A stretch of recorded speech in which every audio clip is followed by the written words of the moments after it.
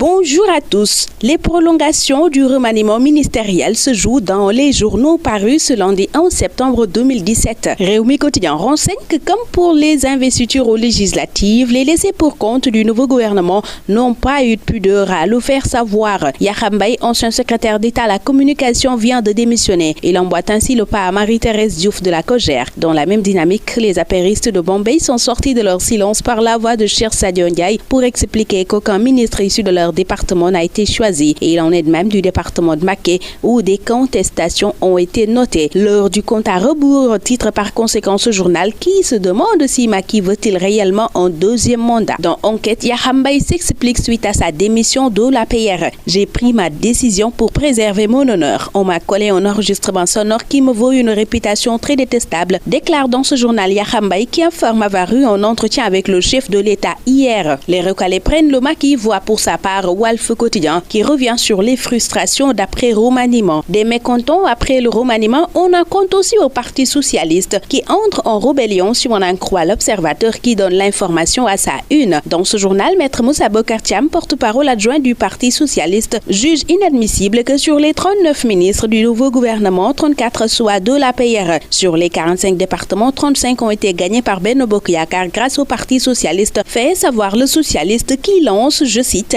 il n'est pas question que notre compagnonnage dans le Benno Bokk Yakaar affaiblisse l'UPS. Cheikh Kanté, lui, s'est vu fortifié avec ce remaniement du gouvernement, semble dire l'AS, qui informe qu'il a été nommé ministre du suivi du PSE, le plan Sénégal émergent. L'ancien président du Sénégal a officialisé sa démission de l'Assemblée nationale. Walf Quotidien donne l'information à sa page 3. Watt ne séjournera pas, note aussi Enquête. Qui va arrêter les khalifistes, s'interroge Réumi Quotidien. Ce journal indique en effet que malgré l'évacuation à l'hôpital de cette jeune en grève de la faim pour la libération de Khalifa Sall, les femmes ont décidé d'entamer la leur dès aujourd'hui pour obtenir la libération du maire de Dakar. Une situation inquiétante qui a poussé le maire de Fann Point E, Amitié, à demander au président de la République Macky Sall de réagir le plus rapidement possible pour empêcher le pire, d'après Réumi Quotidien. D'après le quotidien LAS, si le directeur général de la Sénélec a refusé le portefeuille de ministre de la Justice qui lui a été proposé lors du dernier remaniement, c'est à cause des affaires Khalifa Sall et Aïda Ndiong. Ce journal donne les détails à sa page 3. À la même page de Sud Quotidien, Mohamedou Ngouda Mboup, enseignant à l'UCAD, indique la voix aux avocats du maire de Dakar. Selon le spécialiste du droit, le juge des référés est l'ultime recours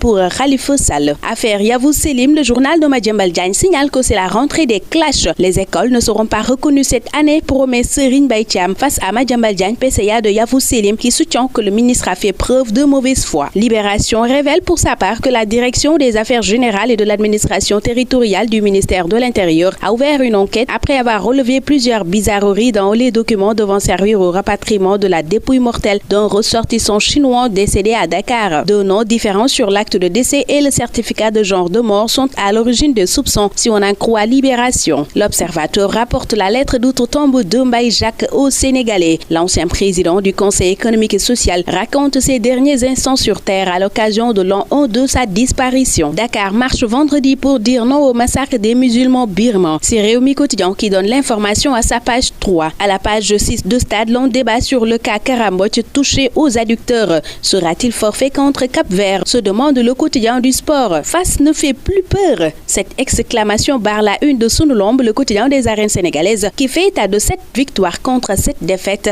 chez les Tigres. Bonne lecture à tous.